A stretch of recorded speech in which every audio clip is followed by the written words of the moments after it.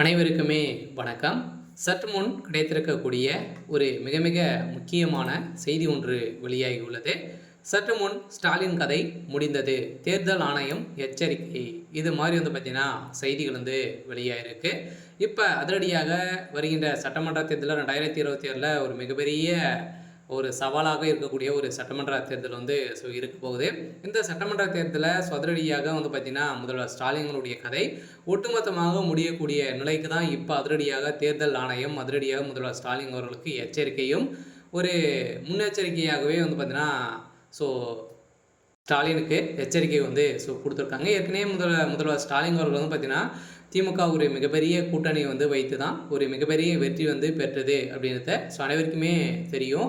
இந்த வெற்றியை பார்த்தீங்கன்னா அதிரடியாக மீண்டும் இதே நோக்கத்தோடு பார்த்தீங்கன்னா திமுகவுடைய அரசு இதில் பயணிக்க முடியாது அப்படின்ற மாதிரி தேர்தல் ஆணையம் பார்த்தீங்கன்னா அதிரடியாக எச்சரிக்கை கொடுத்துருக்காங்க. அதுவும் தேர்தல் ஆணையம் பார்த்தீங்கன்னா ஒரு தமிழகத்தில் இருக்கக்கூடிய 42 தமிழக அரசியல் கட்சிகளை பார்த்தீங்கன்னா ரத்து செய்யப்பட போகிறதாக இப்போ தேர்தல் ஆணையம் அதிரடியாக ஒரு பட்டியலை வெளியிட்டிருக்காங்க. இந்த பட்டியலின் அடிப்படையில் தான் திமுகவுக்கு ஒரு மிகப்பெரிய சிக்கலை கொண்டு வந்திருக்கு. சொல்ல பார்த்தீங்கன்னா ஏற்கனவே ஒரு மிகப்பெரிய வெற்றி பெற்றது அப்படின்னா ஒரு கூட்டணி வைத்த கட்சியின் அடிப்படையில் தான் திமுக ஒரு மிகப்பெரிய வெற்றி பெற்றது.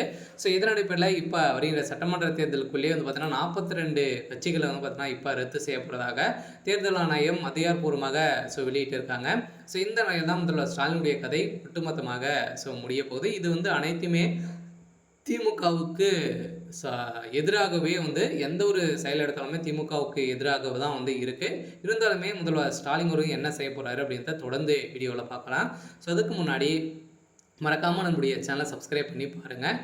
தமிழகத்தில் கொங்கு நாடு மக்கள் தேசிய கட்சி, அதே மனிதநேய மக்கள் கட்சி உள்ளிட்ட 42 தமிழக அரசியல் கட்சிகள் பதிவுகளை தலைமை தேர்தல் ஆணையம் கமிஷன் ரத்து செய்துள்ளது. அதன் முழு பட்டியலும் தேர்தல் கமிஷன் பார்த்தீங்கன்னா இப்போ வெளியிட்டிருக்காங்க.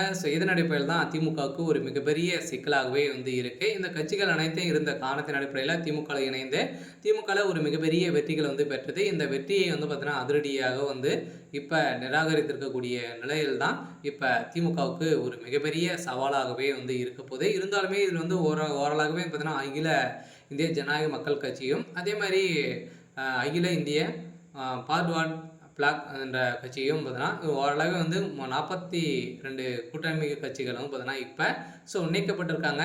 இந்த கட்சியின் அடிப்படையில் தான் இப்போ அதிரடியாக திமுகவுக்கு ஒரு மிகப்பெரிய சவாலாகவே 2026 இருக்க போகுது. இருந்தாலுமே என்ன நடக்க போகுது அப்படின்றத வெயிட் பண்ணி பார்க்கலாம்.